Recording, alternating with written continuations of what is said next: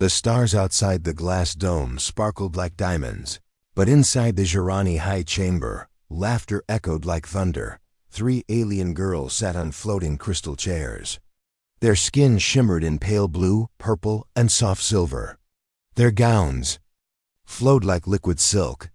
They were noble daughters of Girani Prime, an empire of power, beauty, and science. And right now, they were laughing at Earth.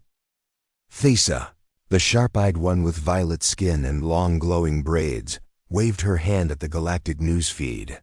It showed images of Earth cities, oceans, and clumsy humans dancing around the spaceship. Launch.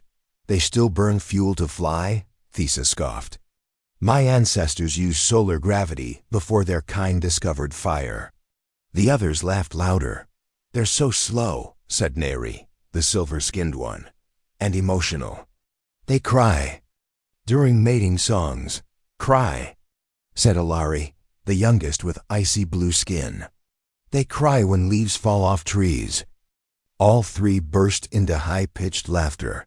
The chamber's floating assistant drone beeped in disapproval. Reminder: Earth is now a member of the Galactic Union. Such comments are inappropriate during peace cycles. But Thesa smirked. Let them hear. They joined the Union, not the respect list.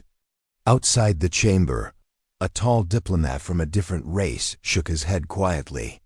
He had heard stories about Earth soldiers, about how their instincts kicked in under stress, how they survived things that killed stronger species. But in the Girani halls, power and pride spoke louder than facts. One young alien servant walked past the chamber with her eyes low. Her race had once laughed at Earth too, until their colony fell, and humans rescued them from a collapsing sun. She had learned respect.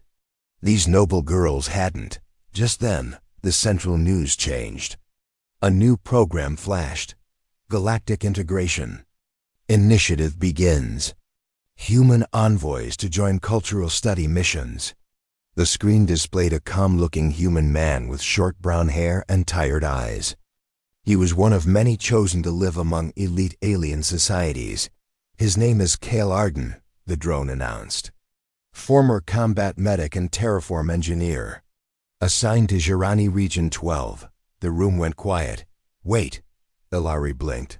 He's coming here, to this very palace wing, the drone confirmed.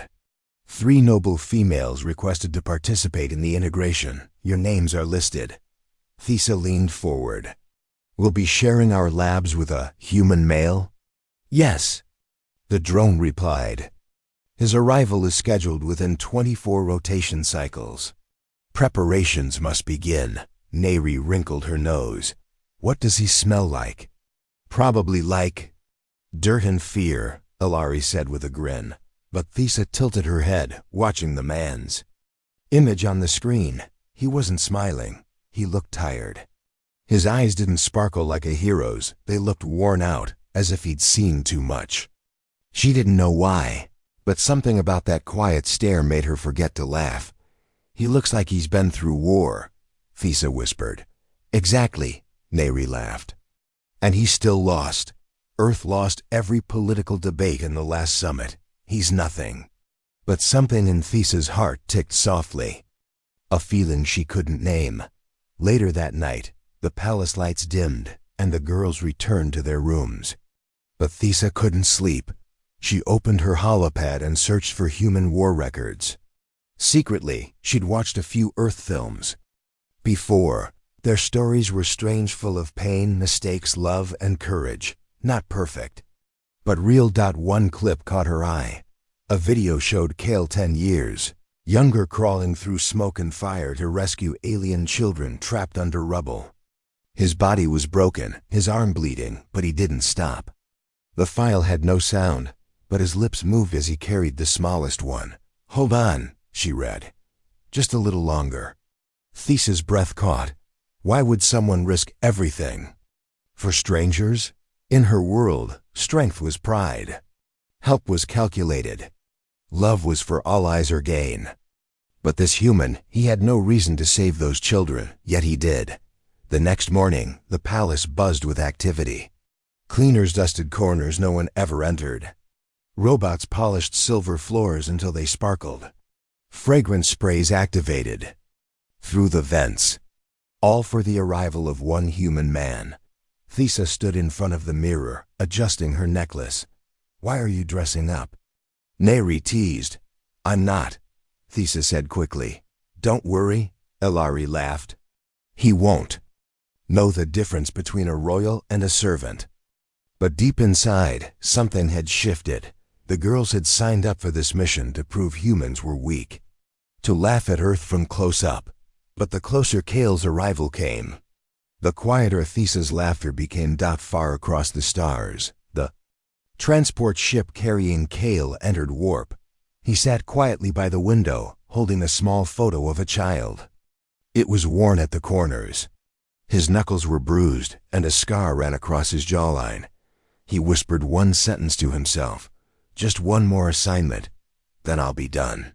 But fate had other plans, because the moment Kale stepped into that palace, the galaxy would stop laughing. The palace gates hissed open with a soft chime. A crowd of servants stood ready, nervous. Their eyes weren't on the officials or the ships. They were on the single figure stepping out of the armored transport.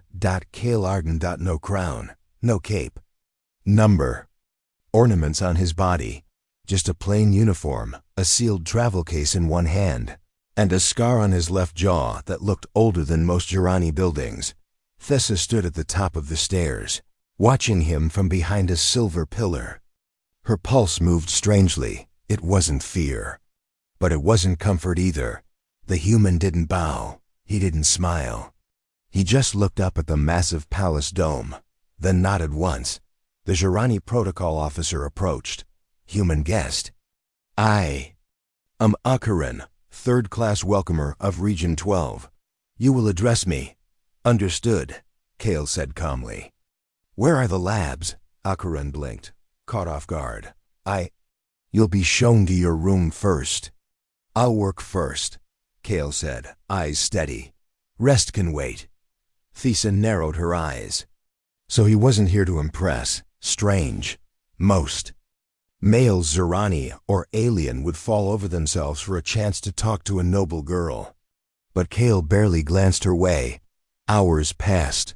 The palace labs were state-of-the-art. Glowing panels, liquid computing tanks, walls of bioscanners, and learning drones. This was a place of beauty and control. Kale stepped in like a mechanic in a marble museum. He unpacked his tools, checked the gravity calibrator, repaired a flickering sensor on the roof without asking. The three girls watched from the observation floor above. "He's touching equipment without permission," Neri hissed. "He didn't even greet us properly," Elari frowned. Thesa said nothing. She was watching how Kale moved, how he lifted heavy panels like they were feathers. How? He tested systems not with scans, but with instinct. She didn't want to admit it, but he looked useful. More than that, he looked like he belonged. That night, the first real test came. A red alarm lit up across the palace. Emergency power flickered. The oxygen filters in Lab 2 were crashing. Fast. The Jirani staff froze. They weren't trained for physical emergencies. Kale was already moving. He ran past the guards, straight into the failing lab. No helmet, no mask. Inside, Thesa lay unconscious. She'd stayed late to recalibrate the biology tanks. The thin air had dropped her in seconds. Kale dropped to his knees beside her. He didn't shout. He didn't panic. He gently sealed her breathing tube and pressed his body against hers, sharing warmth and pressure to keep her stable. Outside, the drone screamed protocol violations. Inside, Kale kept whispering, "Stay with me. Stay with me." He stayed like that for 12 full minutes, breathing through pain, until the emergency team arrived. When Thesa opened her eyes, she was cradled in strong arms and looking up at the face of the very man she had mocked days ago. In the days that followed, something changed. The laughter stopped. Kale didn't ask for thanks. He didn't attend formal greetings. He fixed the lab's oxygen system the next morning and returned to work. Ilari tried flirting, he ignored her. Neri tried challenging him in a test chamber. He beat her in less than 2 minutes with calm, exact movement. He wasn't loud. He wasn't emotional, but he was always there. When equipment broke, Kale fixed it. When a transport drone overloaded, he caught it with one arm. When Thesa dropped a sample vial in the cold wing, Kale picked it up without speaking and left it. By her scanner. No one had ever ignored her like that. No one had ever made her want not to be ignored. One night, Thesa walked past the humans' quarters. The door was cracked open. Inside, Kale sat by a tiny desk, holding a small black and white photo. A child's face smiled from the paper. Human eyes. Missing front teeth.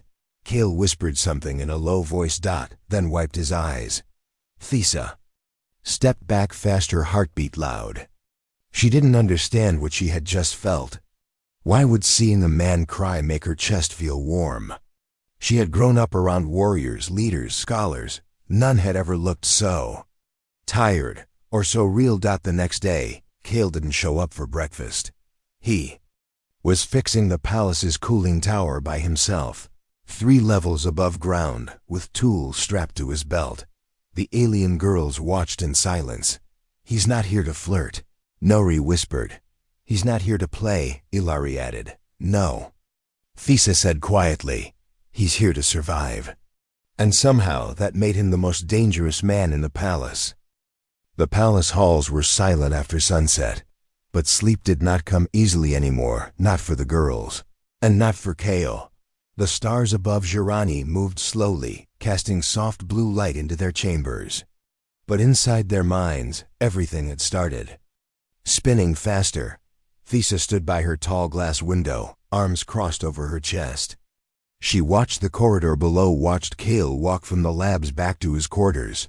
Still in his dusty uniform, he didn't glance up. Didn't know she was watching. But she watched every step. Kale's presence had changed everything.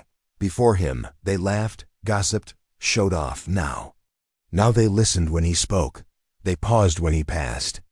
They even began asking questions no one had dared to ask before. Do you think he misses his world? Neri whispered one night. Ilari scoffed. He has our stars now. Why would he miss dirt? But Thesa said nothing. Because she remembered the photo, the human child Kale had looked at when he thought no one was watching. A week after the oxygen incident, Kale was invited to join the evening meal at the council table. He refused. I have work, he said flatly. But it's a royal request, the drone insisted. Kale didn't answer. He simply picked up a scanner and disappeared into the repair tunnels. That night, a minor storm rolled over the atmosphere dome. Lightning crackled across the sky. The power grid flickered again. Thesa had trouble breathing. Not from the system, but from her own heart. She paced her room, restless. Her skin felt too warm. Her breath came shallow. She kept thinking about Kale, about his hands steady and calm when he had held her in the oxygen chamber, about the way he didn't show off, about the strange ache in her chest whenever he passed. She needed air. She slipped on a cloak and walked toward the balcony outside the labs. To her surprise, he was already there. Kale leaned on the railing, staring out at the storm through the glass. His face looked tired, worn. His hands were rough, one still wrapped in a bandage from yesterday's repairs. You don't like company, do you? Thesa asked quietly. He didn't turn. Company usually wants something. I don't. He looked at her then. Not with surprise, not with interest. Just calm attention. Then stay, he said. But don't lie. They stood in silence for a long time. The wind howled outside. Inside, only the soft hum of power systems and their breathing filled the air. You saved my life, she said finally. Why? Kale shrugged. Didn't want to see anyone die that day. That's not how Jirani men think. I'm not Jirani, she smiled. I noticed. The next few days, she found herself looking for him. Not by accident. On purpose, she found reasons to be near the training halls when he passed through. She asked him for help with system data just to hear him speak. He never smiled. But he never refused her either. One day, when her console refused to boot, he knelt beside her and fixed it in 10 seconds. "Why didn't you just let the drone do it?" she asked. "Machines fix problems. People fix trust." That answer hit something inside her. Meanwhile, Neri and Ilari were feeling it too. Ilari began wearing tighter gowns. Neri started asking Kale about human strength training. Each of them wanted his attention, but Kale didn't play games. He helped when asked, spoke when needed. But his walls were still up. Until one night. It was near midnight. The station experienced a pressure fluctuation in the West Wing. Kale, working alone, was locked inside for 15 minutes. When they finally opened the doors, Thesa was the first to reach him. He was breathing hard, shirt torn slightly, a cut on his arm. "Kale," she ran to him. He waved her off. "Just a scratch." But she grabbed his hand, pulled him aside, and checked the wound. "You're hurt." "It's nothing." "Let me see," she said, and then, without thinking, she reached for the tear in his shirt and pulled it wider. Then she froze. Beneath the torn fabric was a scar. Not one. Not two. His chest was covered in old wounds, burn marks, blade cuts. Impact bruises long healed. And over his heart was a tattoo. A name written in a language she didn't understand. He pulled back quickly, adjusting his shirt. Thesa stepped back, her face pale. "You fought more than battles," she whispered. Kale didn't answer. He simply walked away. But in that moment, Thesa felt something shift, not just inside her. Inside all three of them. This man wasn't just a visitor. He was a fire, and they were already burning. The next morning, the palace was quiet, but not calm. Something had changed after Thesa saw the scars on Kale's chest. She didn't tell anyone what she saw. She didn't have to. It was already written in her eyes, in the way she avoided the others' questions, in the way she kept glancing down the corridor toward the engineering wing, where Kale now worked alone. The tension grew thicker. Neri and Ilari noticed the change. They weren't blind. Neri began showing up early at the lab, pretending to need help lifting heavy crates. Ilari accidentally dropped a data rod in front of Kale during diagnostics. Kale didn't react. He was like a stone steady, unmoved, and focused only on his task. That made it worse. Jirani males always responded, either with pride or flirting. But Kale never played along. It drove them mad. Especially now, when even the scent of his skin lingered like something warm and forbidden. One day, the palace held a gravity drill in the lower chambers. All staff were required to join, including the noble daughters. It was a simulation, unstable gravity shifts, rotating magnetic plates, and intense movement practice in zero-G zones. Kale was placed in charge of safety monitoring. The moment Thesa entered, she felt her pulse rise. She told herself it was the rotating floor, but it wasn't. He was there, watching silently from the upper deck, arms folded, eyes sharp. The simulation began. Neri slipped first. Her boot hit a slick curve, and she spun toward the magnetic rails. A deadly snap of energy hissed nearby. "Kale!" The technician yelled, but he was already moving. 1 second, he was on the upper deck.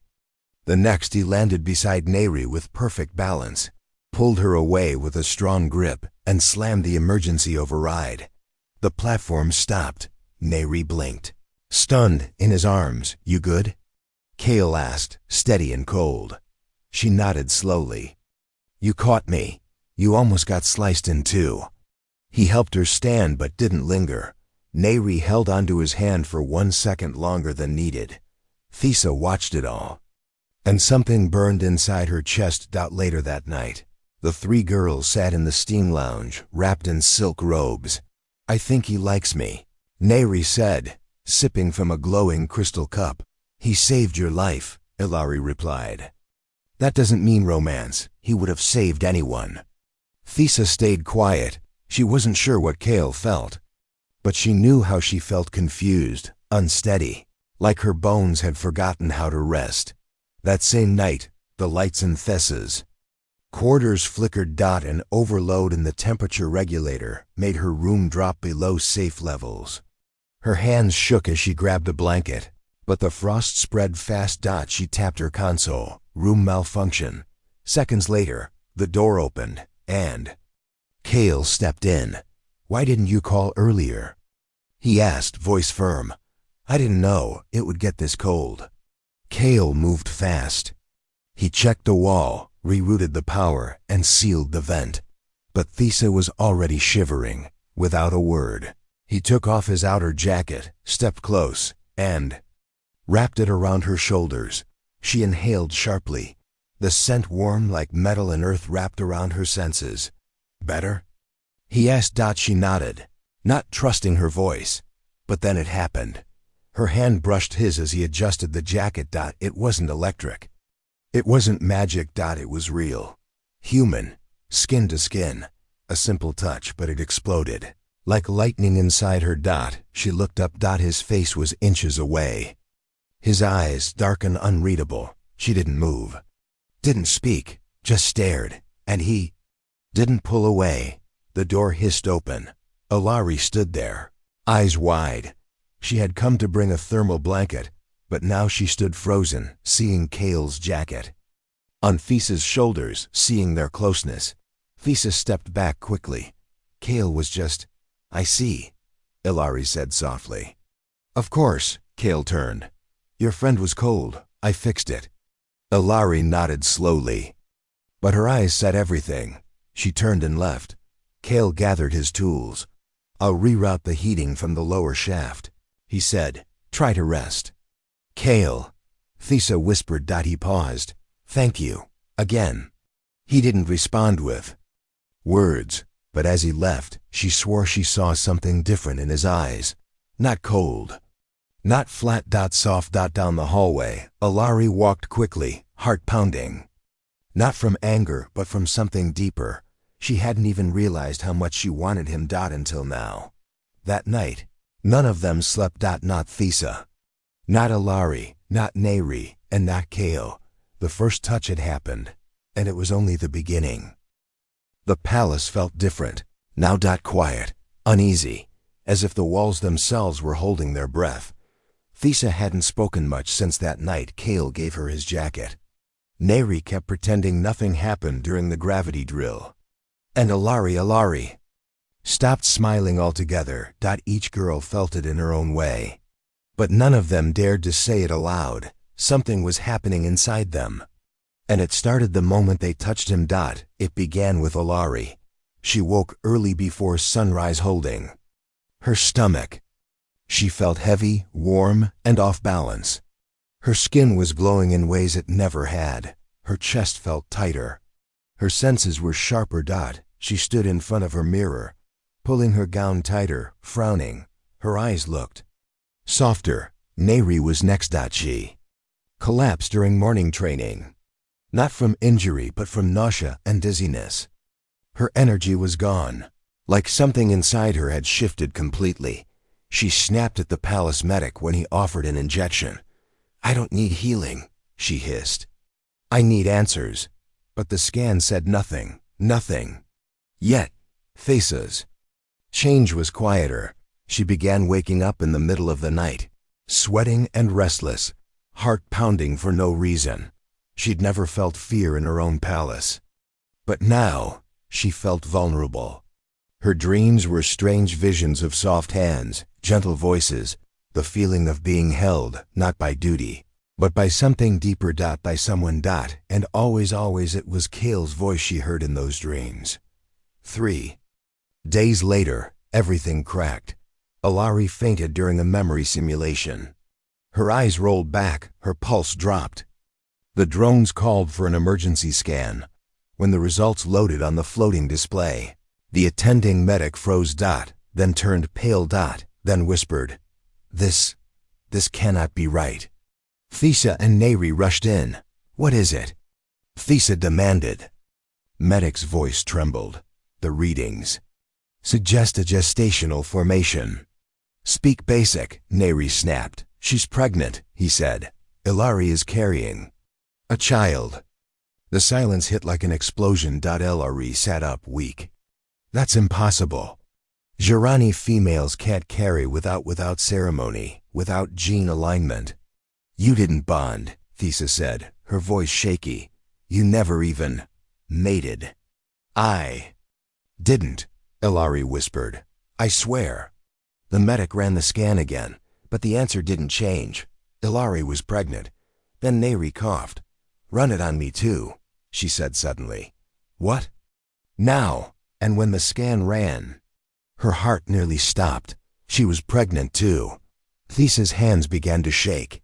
She looked at them, looked at her own stomach. No, it's not possible. But she knew.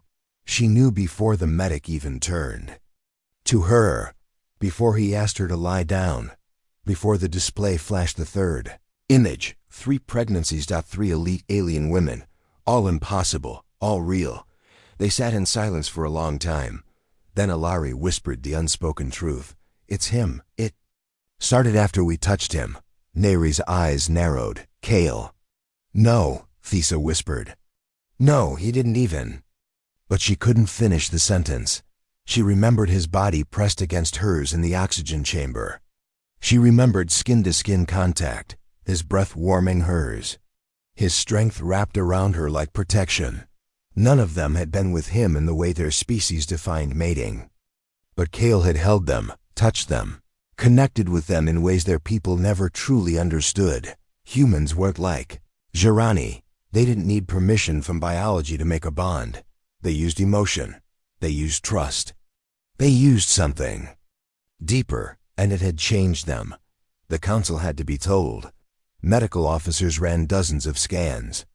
Scientists from 6 sectors were called. They demanded Kale's DNA. They ran samples, blood, cell tissue, neural particles, and the results shocked. Everyone. Human DNA had triggered something dormant in the Jirani body. Something long believed impossible. Not just fertility. Fusion. Kale stood in the council chamber calm, confused and silent. He hadn't known. When the council accused him of breaking the bond codes, of violating Jirani laws, he only said 3 words: "I never touched." He didn't explain the way he held Thesa during her collapse. Didn't describe the silent nights when he sat beside Ilari during her fever. Didn't mention Neri's shoulder, bruised during training, and how he gently wrapped it. Because to him, it wasn't mating. It was care. But for Jirani women, emotional care had awakened something deeper than science. "Do you deny your connection?" The head elder asked him. Kale looked at the 3 girls. They were sitting apart, dressed in royal gowns, but none of them looked proud. They looked afraid, small, changed. He turned back to the council. "No," he said. "I do not deny it." And with those words, everything changed. The empire that mocked Earth now stood in chaos. And the man they laughed at was now the father of a future their kind had never imagined. The Great Hall of Jirani had not been this full in 1,000 cycles. Council members floated on their golden thrones. Scientists from distant star clusters gathered behind shimmering data walls. The air buzzed with energy and anger. At the center of it all stood Kale Arden, human, alone. The 3 noble daughters sat behind him, silent, veiled, and shamed. They were no longer laughing. And the galaxy was no longer mocking Earth. It was watching. The High Speaker stood. "Kale of Earth, you are accused of corrupting 3 royal daughters with unauthorized genetic transfer, triggering forbidden hybridization, and violating biocultural codes of the Jirani Union. How do you plead?" Kale looked up. "I don't understand your laws," he said simply. "But I never forced anyone. I didn't do what you think I did." Gasps echoed through the chamber. One counselor sneered. "You deny contact?" "No, I touched them when they were cold, when they were hurt, I gave comfort. That's all. You gave life, another shouted, without ritual, without permission. Cale clenched his fists. I didn't even know it was possible. In the viewing seats, Thesa's hands gripped her gown tightly. Her heart screamed to speak, to rise, to defend him. But her training as a royal weighed her down like chains. Neri was shaking beside her. Not with fear, but with fury, and Alari's eyes were red. She hadn't stopped crying since the night before. They had agreed not to speak. They had been ordered to remain silent, but then the council turned its wrath on Cale again. This human is dangerous, one elder said. If Earthmen can breed without consent, then all species are at risk. He's a contaminant. He must be sterilized and removed from our society. That word sterilized made Thesa's blood run cold. She stood. The chamber gasped. Royal breaking silence during trial was forbidden, punishable. But she didn't care. Enough, she said. Her voice was clear, royal, and filled with fire. You call him dangerous. You say he corrupted us. But where were you when my lungs collapsed? When the chamber froze? When our tech failed? She pointed toward Cale. He saved my life. Not because of status, not for favor. Just because it was right. Neri stood next. Do you know what Jirani males do when we fall? She asked. Bitterly. They watch, they wait, they judge. She looked at Cale. He didn't ask if I was worth saving. He didn't hesitate. Iluri rose last, voice shaking. He saw me cry. And he didn't laugh. He just sat with me. No one's ever done that, not even my own blood. Now the chamber was silent. All eyes shifted from the girls to Cale, and then to the unborn lives inside them. 3 children. Not pure Jirani. Not fully human. Something new. Something impossible. A top geneticist spoke. These hybrids are stable, he said, shocked. Stronger than either race alone. Faster neural growth. Emotional balance. Adaptive immune structure. The council's mood shifted. If these children were allowed to exist, they could change the future, but power always feared what it could. Not control, the council whispered in private, voices low. Faces tensed. Then the verdict came. Cale of Earth, you are to be deported from Jirani territory. The pregnancies are to be terminated to maintain biopurity. You may not return, the girl screamed. Thesa stepped forward. You can't, Neri shouted. This is murder. Ilari sobbed. They're alive. Cale didn't shout, he didn't cry. He just lowered his eyes and whispered, I'll go. But let them live. The chamber froze. Say again. The elder demanded. Cale looked up. I'll take the punishment. But you don't touch them.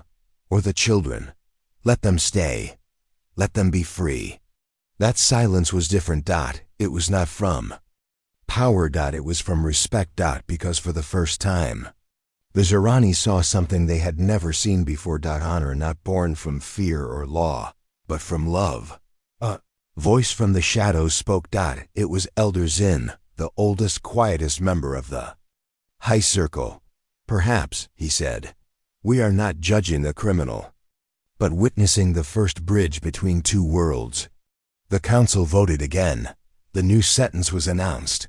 Cale would be allowed to stay, but only if the noble daughters made a formal declaration. They must choose him publicly as mates, and lose all royal status in doing so. The chamber turned to the girls. 3 lives. 3 futures. A choice. Thesa stepped forward first. Her head high. I choose him, not as a partner of duty, but as the one who gave me life when I was dying.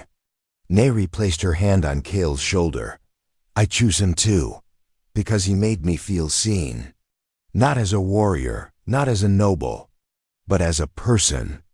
Ilari stood last. I choose him, because when I was broken, he didn't walk away. Cale looked at them stunned. Are you sure? He asked, voice low. You didn't just touch our bodies, Thesa whispered. You touched something we didn't know we had, Ilari added. Our hearts. Neri finished. The council fell silent. Then elders in stood once more. So let it be known 3 daughters of Jirani have forsaken rank for one human, and from this day forward, the children born of this union shall be protected under the banner of peace. Far above the palace, the stars blinked in silence, and somewhere, across light years of space, Earth's sun still shined. Unaware that one of its suns had just reshaped the future of an empire. The palace no longer echoed with laughter. It pulsed with something far deeper, something the Jirani had almost forgotten. Hope. Months had passed since the trial. Kale was no longer a guest. He was now something more. Not royalty, not soldier, but the father of a future no one saw coming. Thesa stood on the balcony, a hand resting on her growing belly. Her skin glowed softly under the twin moons, her eyes brighter than they'd ever been. She no longer wore the stiff royal gowns. Now she wore flowing fabrics that moved freely, just like her heart. Behind her, Kale sat sharpening a tool. He still worked daily, repairing systems no one else noticed. But tonight, he paused. He watched her, just watched. No words needed. She turned slowly and smiled. They're kicking. He walked over and placed his hand gently on her belly. The tiny shift beneath her skin made his breath catch. That never gets old. He whispered. In another chamber, Neri was doing combat stretches, but her motions were slower, gentler. Elari sat beside her, sketching. She'd taken up drawing lately, mostly portraits. One of her recent pieces was of Kale, holding a child with pointed Jirani ears and human eyes. The image had gone viral across the Union net. Everyone had seen it. Everyone was talking about it. The council had expected scandal. What they got was fascination. Across the stars, alien females began questioning their traditions. Why do we marry for status, not connection? Why must we choose partners who don't know how to love? Human males became the topic of private conversations, secret searches, and public debates. Some called Kale a fluke. Others called him a bridge. But many called him something else. The first father. And then came the day. The sky turned golden over Jirani Prime. 3 medical units were activated across the palace, one for each expectant mother. Kale ran between chambers, holding hands, whispering calm words, ignoring protocol. He wasn't allowed in the delivery rooms. He went anyway, and when the cries came, they weren't just cries of newborns. They were history. Thesa gave birth to a daughter, blue eyes, violet skin, a tiny scar-like birthmark on her collar, just like Kale's. Neri delivered twin boys. One growled softly as he was born, already strong. The other blinked wide-eyed and held Kale's finger without fear. Ilari wept when her child was placed in her arms. A girl with soft hair, silver pale, and a heartbeat that beat in sync with hers. Outside the palace, crowds waited. ZHERANI and alien diplomats. Humans from Earth, scientists, artists, children. When the royal doors opened, and Kale stepped out holding one of the newborns, the crowd went silent, and then they bowed. Not to a king, to a man who proved that gentleness was not weakness. That love was not shameful. That protection didn't require control. Over the next weeks, ambassadors from distant systems arrived to observe the Earthborn children. Some expected mutants, some expected danger. What they saw instead were miracles. The children adapted to temperature changes faster. They showed awareness of languages. Their nervous systems balanced logic and emotion in ways never seen before. They weren't mistakes. They were evolution. The High Council passed a new resolution. The Earth Accord. Humans were now officially recognized, not just as union members, but as genetic pioneers. Earth was granted a seat in the High Cultural Forum. Not because of wealth, not because of war, but because of one man's heart. Kale was offered titles, land, a personal fleet. He refused. I just want to raise my children, he said, and keep the roof from leaking. But in every city on Girani, statues were carved, not of him standing proud, but of him kneeling, arms outstretched, holding his children close. In the end, no one remembered the laughter that started it all. They remembered what came after. 3 alien girls, 1 human man, and children that would one day lead a galaxy. Not with fear, not with power. But with love strong enough to change the stars.